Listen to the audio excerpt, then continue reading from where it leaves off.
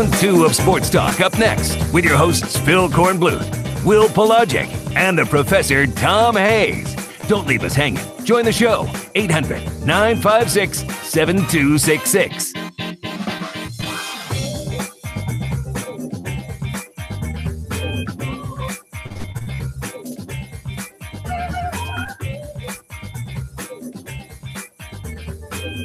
Okay, we're back at Sports Talk, South Carolina Radio Network. A lot of stuff going on. We're watching on ESPN2 the lead up to the WNBA draft. Asia Wilson looking all dressed up and ready to go for her selection by the Las Vegas Aces. Not a bad way to start your career. Las Vegas, of course, a new team, actually a repositioned team coming from San Antonio. And so it's taking that franchise and putting them in Las Vegas. Apparently, Las Vegas now has become the place to put a professional franchise in everything. You know, I think people have gotten past the concern with the gambling and all that kind of stuff. The NFL going there about 2020. I think they'll have that stadium ready for the Raiders to move there. South Carolina and Arkansas underway in their game at Baum Stadium. Top of the first, no score, and Will Pelagic is down at the RBC Heritage, where round 1 is in the book. So, Will, before I do recruiting, why don't you give us a quick recap of the top of the leaderboard? So the leaderboard looks like this. A man who went out very early in the day, Rory Sabatini, shot a 7 under 64. He is the leader at 7 under par. A group of 4 golfers at 5 under par, including Matt Kuchar, John Huh, Billy Horschel, and Chesson Hadley are 2 back at 5 under par with 66s on this day. Harris English, Martin Laird, Patrick Cantley, and Jonas Blixt at 4 under par, all tied for 6th. The top 10 rounded out by Charles Howell III, Fabian Gomez, Peter Malnati, Mizzou alum, by the way, Bryson DeChambeau, Nick Watney, Siwoo Kim, Xander Schauffele, Cameron Smith, Bryce Garnett, Wee Kim. They are all at 3 under par. Among the local notables, Billy Haas, Kevin Kisner, Dustin Johnson, Wesley Bryan, all shooting 2 under par. Scott Brown and Sam Saunders at 1 under par. Among those at even, Jonathan Bird, William McGirt, the Clemson amateur, Doc Redmond, Ben Martin, 3 over par. Lucas Glover also at 3 over 74 for his first round here at the RBC Heritage. All right, let's do recruiting, and then we'll hear more from golfers down at the Heritage. And we've got coming up from Clemson, Gage Cervenka, offensive lineman, who will be, of course, trying to earn more playing time this year and looking forward to the spring game coming up Saturday at Death Valley. But first, the recruiting report for tonight.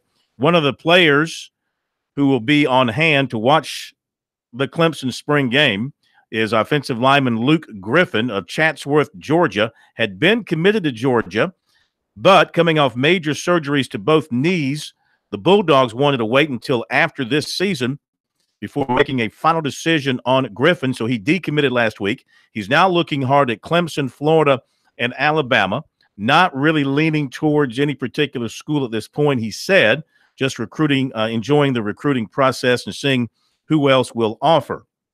But he said he really likes Clemson, and he's looking forward to being there to see the spring game and visiting the campus again and all of that. He tore the PCL in his right knee and had surgery after his sophomore season, tore the ACL in his left knee late last season and had surgery. He's recovering from that now. He's been to Clemson twice before for a camp and for a junior day. The Tigers haven't offered, but he's hopeful he'll get one on Saturday. He's also been to Florida for a junior day. Clemson will be his first spring game visit. He said he will not be signing early. He wants to complete his senior year in high school. Defensive end Mateo Soli of Douglasville, Georgia, was at Clemson Wednesday with some of his teammates. He's also been to Georgia Tech, Virginia, Wake Forest, Duke, Tennessee, Arkansas, Alabama, and Vanderbilt. 2020 tight end Caden Clark of Akron, Ohio, was at Clemson Wednesday. His offers include Michigan, Michigan State, West Virginia, and Kentucky. Clemson offensive line target Andrew Kristovic out of Pennsylvania visited Ohio State on Wednesday. He was at Clemson last week. Clemson is one of the top 6 with offensive lineman Zeke Correll of Cincinnati, and he plans to visit Saturday for the spring game. His other favorites are Alabama, Ohio State, Stanford, Notre Dame, and Penn State. Dorman wide receiver Jacoby Pinckney was offered by Michigan. Quarterback Chase Abshire of Atlanta committed to Furman. And Spring Valley defensive back Jalen Geiger picked up an offer from East Carolina. And there you go with recruiting here on this Thursday night. Remember to check out our recruiting regularly on our website, SportsTalkSC.com, and on Twitter, use the hashtag #STRecruiting. All right, back to Will now with more from the RBC Heritage, and he talked to a number of the golfers, including the #1 man in the world. He certainly is the #1 player in the world golf rankings. Number 7 right now on the FedEx Cup standings. Dustin Johnson playing in his first Heritage since 2009 as a professional. He talked about his day where he shot 2 under par. He's 5 shots off the lead. I think you played. I played okay. I'm just missed a few short putts there. It's on the front side, which was my backside, but overall hit it pretty good. Know that you wanted to work on putting coming out of the Masters. So overall, how do you think you did? I rolled it okay. Other than I just missed a few short ones here on the back. The greens are kind of tough to read, but it was all right there. I'm pretty pleased with it. Any putter this week, Dustin? Or same different color, yeah. Same putter though. As far as just being back here for the Heritage and being kind of back in your home state, what does it mean to you? And not only that, but how does it mean to you after this first day? Yeah, it's always great to come back and play, where I grew up, not too far away from here. And so get to, got a lot of family and friends, to come out and support me. So that's always good. And, I'm happy to be back here playing in the 50th Heritage. Obviously being an RBC ambassador, and they sponsor this tournament. So I'll be here for the next few years and excited about it. Dustin, even noticed on 18 there, you were taking in some of the sights, the views. What's it like when you're walking back around the course and soaking this all in, thinking of what it means to people to have you playing in South Carolina's tournament? Oh, yeah. It's definitely nice. This is a great part of the country. It's beautiful here, and especially when you get days like this. It's good to be out here playing golf in this kind of weather. How much do you kind of feel like a host of sorts just because this is your home state? I don't really have to do anything. I just show up and play golf, so not too much. But it's great to come back and play, for hometown fans, and good to see a lot of people that I don't get to see very often. What do you feel like you need to work on putting going into Friday? I feel like I'm rolling it good. I just need to make some more putts. Being back in action so quick after the Masters, is it odd having the quick turnaround, being back in competition, tournament golf, after having some years off where you were skipping this tournament? No, I play back-to-back tournaments all the time, so it's no different. I haven't played here in a while, so it's definitely a little bit different being here, but it's still the same. I still prepare like any other golf tournament. How much, if any, you noticed the size of the fan following today? Is that normal for you on a Thursday, say out in California, or is that a huge crowd as far as an opening round goes at a regular PGA Tour event? We had a nice crowd out there. I think it's pretty normal though. I don't know. I don't really pay attention. How would the scoring conditions this morning, especially with the soft fairways, soft greens, and not as much wind? Yeah, the scoring conditions today were good. It's not a lot of wind. Good weather. Course is in great shape. All right, we're going to go now to New York. Asia Wilson being interviewed after being picked #1. Here she is with Holly Rowe on ESPN2 right now.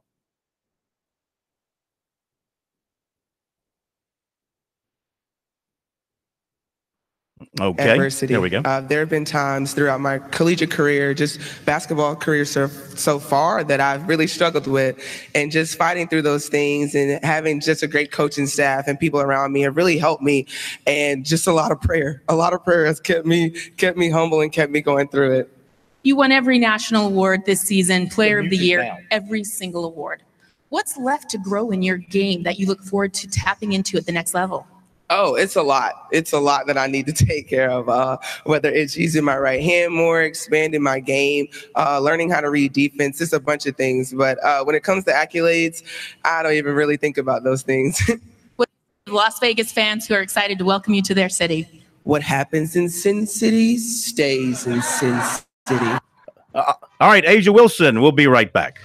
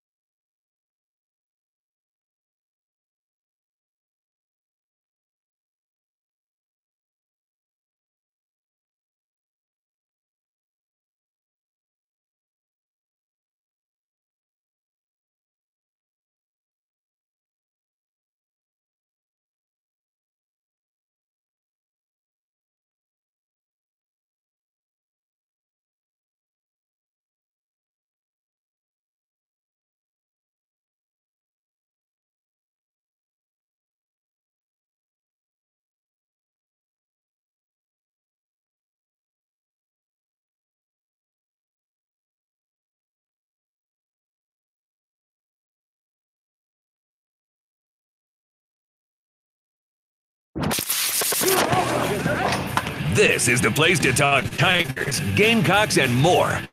Talk across the state on the South Carolina Radio Network.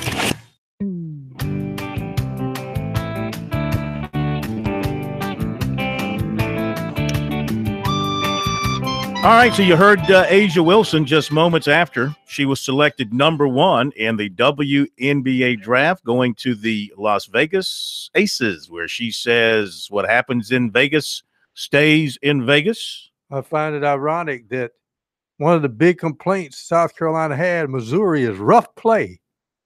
And the general manager of the Aces who drafted Miss Wilson, Bill Laimbeer. Yeah. Boy, I tell you what, if she can't learn something from him about how to play inside and physical and knock people around, she won't learn from anybody else. I can tell you that, because nobody. Now, I mean, he was a great player. The thing about Laimbeer was a great player, and his greatness got overshadowed by his dirtiness. I mean, listen, the guy could stand outside at his size and knock down 15, 20-foot jump shots with the best of them, but could go in and get the rebound, could knock you around. And, of course, they had the reputation there in Detroit with that particular crew, something they wanted to have and they lived up to, of being a very physical, nasty basketball team. He and Mahorn always said that the players they played against didn't fear the foul. They feared the second foul, because remember, when one would foul somebody, the other one would plow into the guy, and they said they're going to only blow the whistle once. So we go in there and get a piece of them.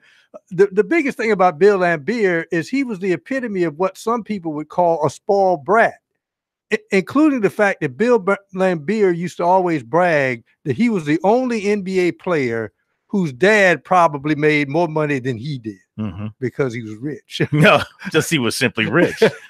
All right, so congratulations to A'ja Wilson for becoming the 3rd USC athlete to go number 1 in a professional draft. George Rogers, Jadeveon Clowney, and now A'ja Wilson. Does Clowney deserve a statue? I was about to say that. I said, if you're going to put a statue in there, yeah. And USC baseball and Arkansas, the Gamecocks had a chance to break on top in the top of the first inning. They had second and third, but they could not capitalize. And boy, I tell you what, against this Arkansas pitcher, you better take advantage of any opportunity you get. By the way, Campbell back in the lineup tonight, batting leadoff. So they're getting healthier. Campbell is in the lineup. Also, Stokes is in the lineup playing first base tonight. So Campbell led off, struck out. Cortez singled. Stokes singled. What a year he's having at the plate. Bride flied out to left, and then Tolbert flied out to left to end the inning. So the Gamecocks strand 2. Get a couple of hits early. They can't make anything happen. And now they have Chapman has gone out and set down the Razorbacks in order. So they go to the second, no score. We go back down to Harbortown, where Will's got the tee times for tomorrow and had a chance also to talk with the defending champion, did you not? I did. Just a quick comment on the statue. If you're going to make a statue to Davion Clowney, it's going to be one image and one image only, and that's knocking the bejesus out of that Michigan running back and having that fumble that he recovered. That's the image you want. I think if you polled Gamecock fans, that would be one, but I think they also would vote for an image of him on the back of Taj Boyd. So many times during the times that he faced off against Clemson, you know. It looked like at times it looked like Taj, instead of wearing what was his number at that time? What was his number back then? Look, he was wearing number 7 because Clowney was on his back so much. It's funny. He wore 10 when he was. What got me in that particular ball game, and that was at Death Valley, is I don't think they ever double teamed him any in that ball game. I never could figure that out. Yeah. All right, what you got, Will? Among some of the notables of tee times, again, a lot of the tee times from the morning, again, will be shifted to the afternoon for Friday. So a lot of the people who got the early start will get a later start today, including the leader, Rory Sabatini, who tees off at high noon in a group that includes Francesco Molinari and Aiken native Scott Brown. The world number 1 player, Dustin Johnson, at 12:50 will tee off, along with Matt Kuchar and Wesley Bryan. Both Johnson and Bryan 2 under par. Kuchar 2 off the lead at 5 under par. among some of the others, William McGirt of local interest, 7:50 tomorrow morning off of number 1 tee, and some of the others we'll get to you here as we go throughout the rest of the show. But I wanted to at least get us an opportunity to hear from the defending champion, Wesley Bryan, who talked about his round that was birdie-filled at the beginning, but the putter seemed to fail him throughout the rest of his round. It really helps when you can get the ball in the fairway on the right side of the fairway out here, and it's a golf course. You got to be precise with your irons, and if you get it on the green, you usually have a pretty good look at birdie. So it's one of those golf courses I really like, and hopefully we'll have a lot of success here for a lot of years. You mentioned muscle memory earlier in this week about what this tournament means and how well you've played it, and how much did that kind of come back to you with your first time in late tournament play this year? I took a lot of time off, like I mentioned earlier in the week, to get ready for these couple weeks, and made some minor changes and getting back on a golf course that I'm really comfortable at, and being able to win last year was obviously really special, but it also it also validates that this is a type of golf course that if I play my best, I can compete and win at. So it's a course I feel like sets up really nicely for me. And if I can keep getting the ball in the fairway, and I didn't putt too well today, but should have a pretty good chance. What about this course suits you well? It's not overly long.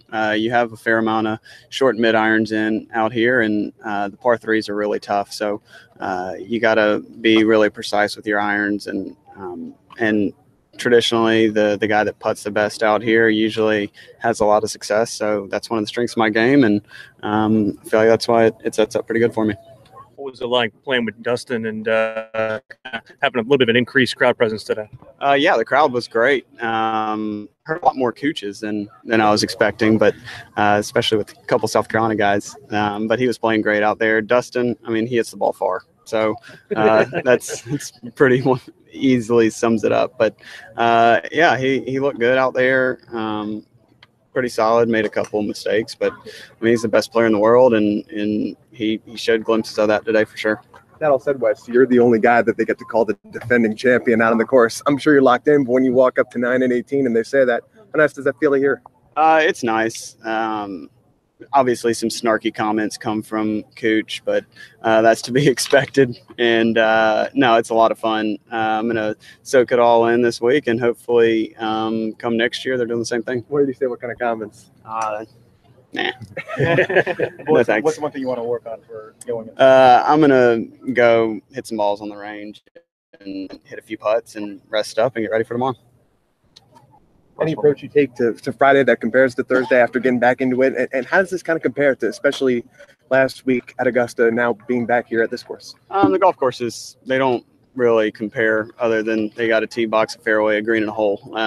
But it's totally different style of golf. But it's also one of those golf courses. If you hit good shots, you get rewarded. If you hit bad shots, you get penalized. So yeah, I'm just looking forward to the next couple of days and hopefully get in contention. That is Wesley Bryan, who shot a 269. And again, he, Dustin Johnson, and Matt Cooch will tee off at 12:50 on number 1. Before them, in the group before them, Kevin Kisner, who also had a 69, will tee off along with Graham McDowell and Jim Furyk, a very attractive group there. Kisner, earlier today of note, hit a 42-foot putt that sunk in for a birdie.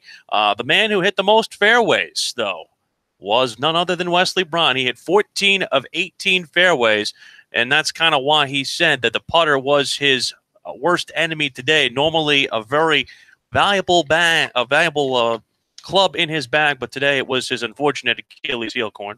Well, a chance for him to break his slide. He has not had a good year. He's missed 4 straight cuts.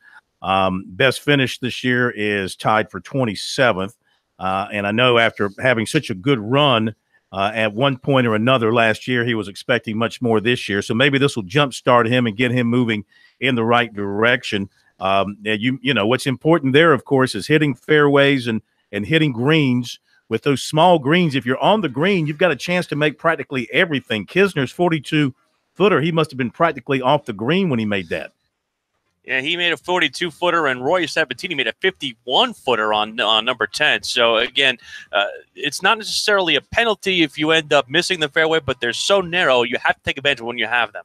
Okay, and we'll be back with the money coach coming up here in just a moment, Fran Halloran, for his thoughts on sports and money and the two clashing and meshing, and also Gage Cervenka of Clemson coming up.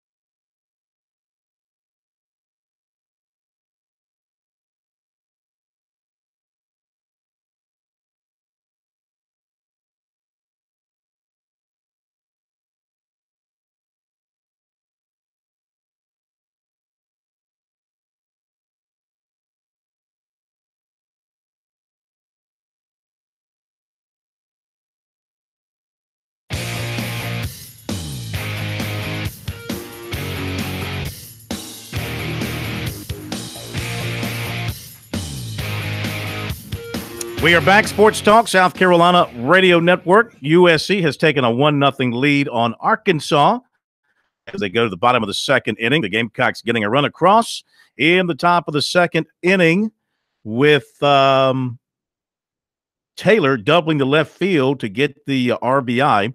Rowe had led off with a single to left, And then a sacrifice bunt. Olson moved him ahead to second, and Taylor doubled down the left field line for the RBI. The Gamecocks take a 1-0 lead on Arkansas.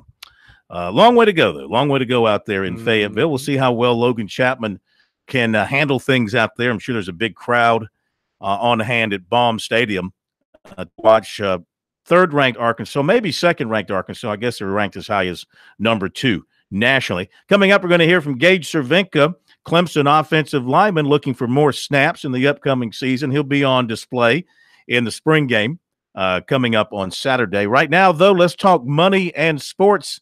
We welcome in the money coach, Fran Halloran, to Sports Talk. Good evening, Coach. How are you?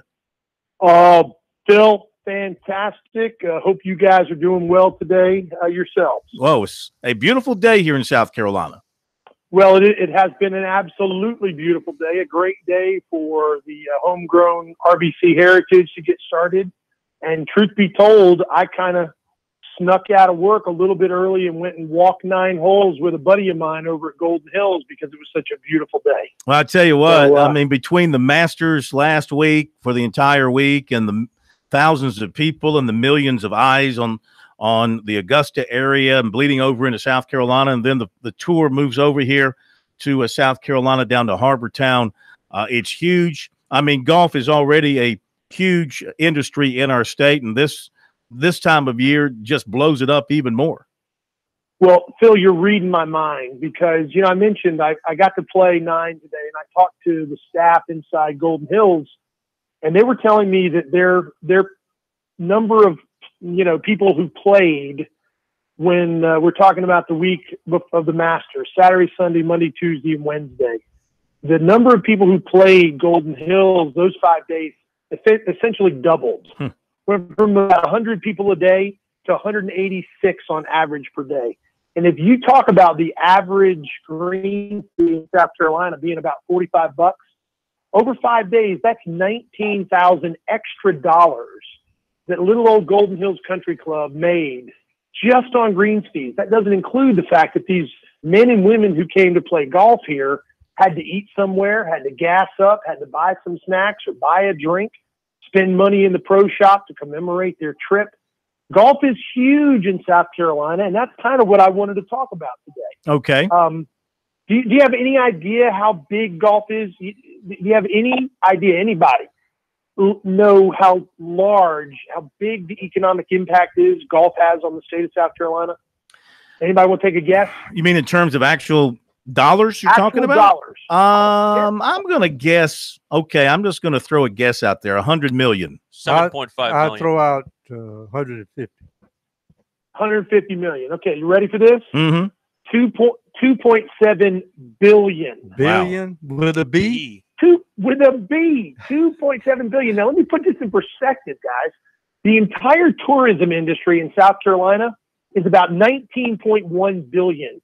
Golf is the very first #1 line item tourism line item in our tourism. It is 14% of our total tourism intake every single year. Golf is responsible for 33,000 jobs in South Carolina, $881 million in personal, not to mention $270 million in federal, state, and local taxes. Mm-hmm. It is huge. And we know people come to Myrtle Beach and Hilton Head and Charleston to play golf from all over the country. But you know where they come from the most? North Carolina, Ohio. Ohio. That's right, Will. Good to hear from you, Will. Hope you're enjoying the RBC. Massachusetts. A lot of Ohioans here on the island. Lot of Ohioans. Massachusetts, Georgia, and Pennsylvania. Those are the top 5 states that people travel from to play golf in South Carolina. And look, Will's down at the RBC, and Will, I got to tell you, I'm envious. Next to Augusta National, I love being at the Heritage. It is my favorite tournament aside from the Masters because it's so laid back, and I just think it's so beautiful down there. The RBC itself, $96 million impact on the state of South Carolina. $96 million. 1,200 jobs each week, 1,200 volunteers. And I love this statistic. Most people don't know this. Do you know that the Heritage Foundation has given away $38 million over the last 25 years to charities all along the Grand Strand and the greater Savannah. What do they call that area? Savannah SRC, CSRA, Central Savannah River area. Yeah, that's right. Thank you, Pro. That's right. So when we think about golf, and I know people think, hey, you know, golf is for old white guys, right, who got a lot of money. It's just not true. People in South Carolina are affected by golf in so many more ways than we realize. It's absolutely huge. Absolutely huge.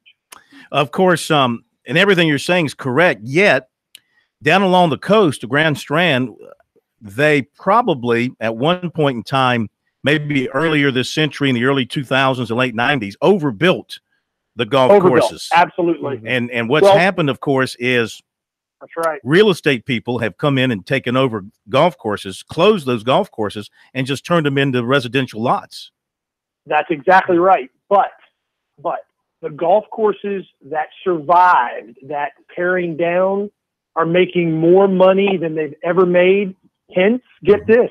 You know who the biggest buyer of golf courses has been on the Grand Strand in the last 4 or 5 years? Chinese. Donald Trump. The Chinese.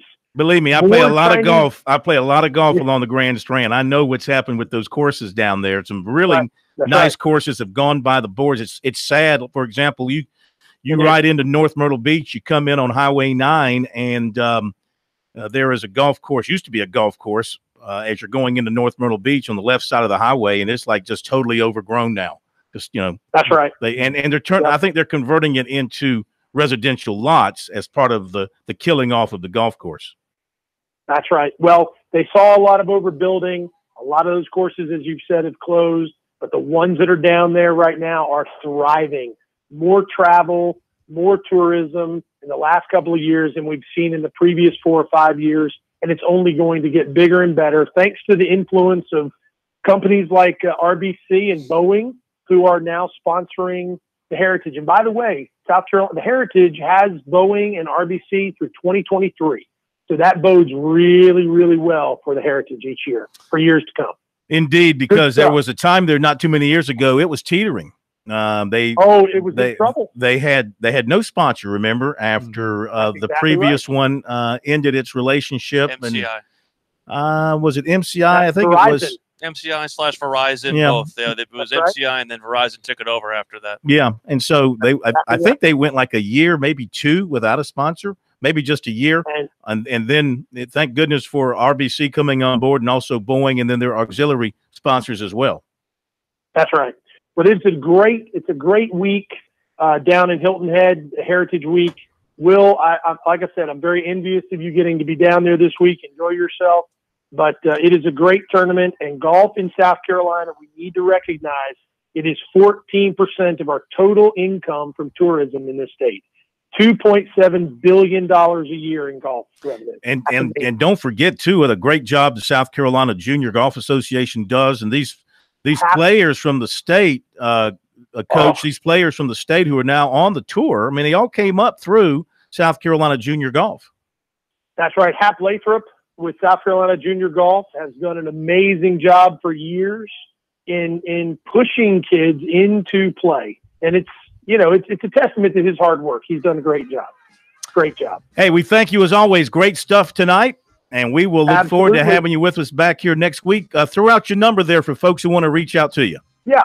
If you'd like to get in touch with me, 888-779-2557. Higgins and Halloran. We take care of you when it comes to your money, your retirement, your insurance, and coaching, financial coaching. Thanks, Phil. Y'all have a great night. You too, Coach. Thank you very much. Arkansas has taken the lead. Has tied it up. But is threatening. It's 1-1, bottom of the second, but they have first and second, 2 out.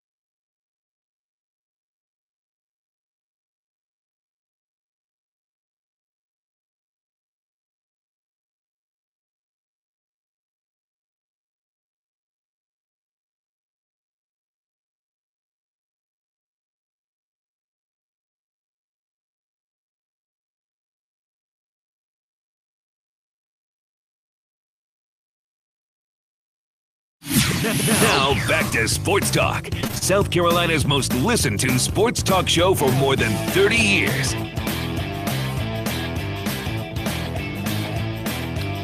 Okay, the Arkansas threat in the bottom of the second continues. They've got first and second, 2 out. They've tied it up with the Gamecocks at 1-1 out in Arkansas. First game of the 3-game series. There is another SEC matchup tonight, Alabama and Texas A&M. That gets underway at 9 o'clock out in College Station.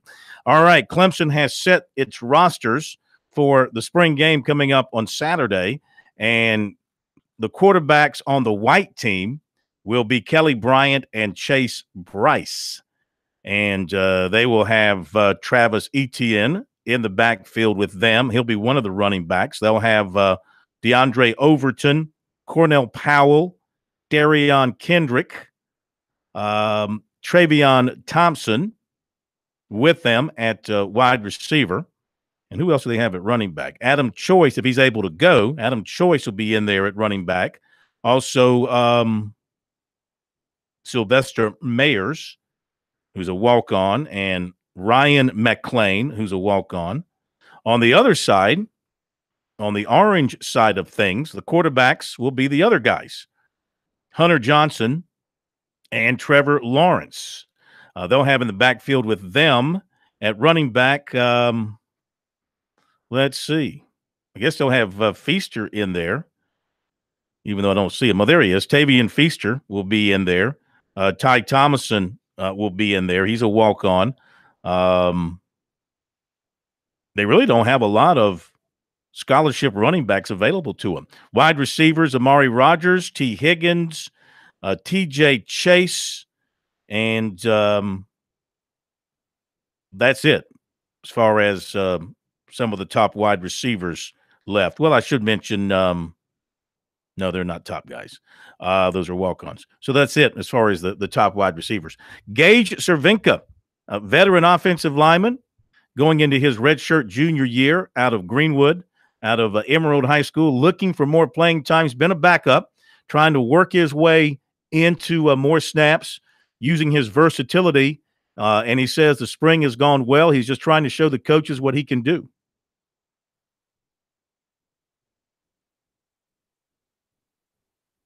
Couple practices I repped some guard along with center, kind of everywhere. It was purple reps a little bit of orange too. So it's kind of a little bit of everywhere. Just kind of what they need me at is just what I'm trying to do. So, are you finally comfortable on the offensive line? Like, yeah, I want to get out there. I want to be able to contribute. Yes, definitely. I feel way better than I did last year. I felt good last year, but I was still a little nervous, I guess, so to speak, to get in there since it was more of my kind of going into my little over a year at that position. Granted, I'd never played it before, but this year I feel a lot more comfortable. I feel like I know more about, I guess, the game as an offensive lineman. I mean, granted, I was played defense, so I kind of know both of it, but I feel completely a lot better. I feel like I can actually go out there and just really perform and just play loose and just to my best ability. The magic number to me is 8. They play 8 offensive linemen. Do you feel like you're going to be in that 8? I think I do. If it's either they're going to be at center or guard, just wherever I can just be productive. I mean, wherever they need me, I'm glad to go out there. But I really do think I can really go out there and help out the team in the 8.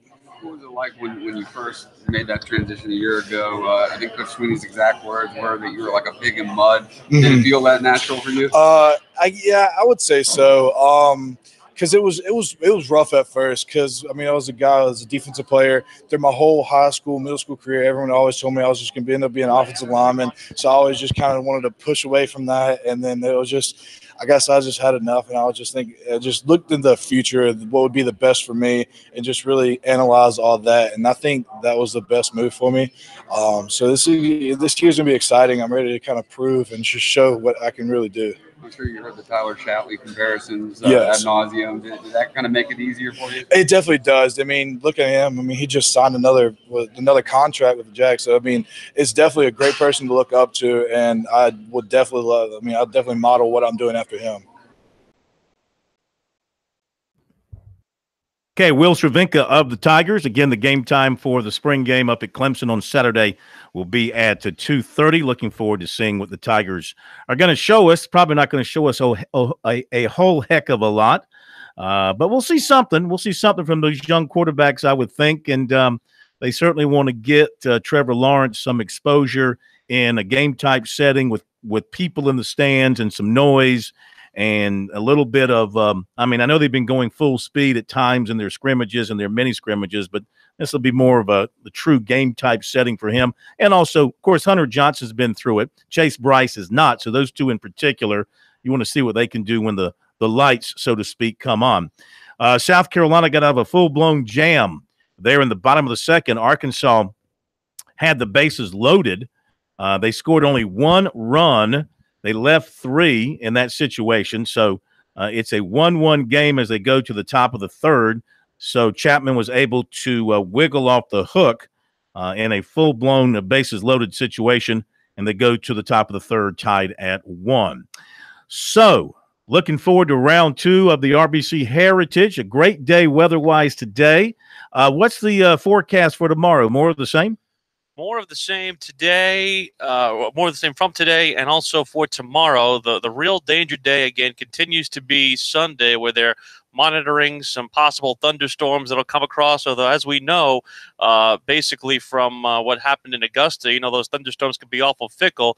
The only problem is a lot of that precipitation on Sunday is going to come in the afternoon, projected, especially around 3, 4 o'clock, and even into the evening. So it could be something along the lines of maybe an early Sunday finish if they can get off early enough, or possibly a Monday finish if that rain still stays in the forecast. But it's going to be a little warmer than it was today. It's going to be a high around 73, and still in the morning it's going to be probably not as cool as it was, at least to start in the morning. But over the next 3 days, or at least the rest of today and tomorrow as well as Saturday, perfect golf conditions and a little bit of wind in the afternoon, which again, for those who had the morning, they'll have to contend with the wind tomorrow afternoon.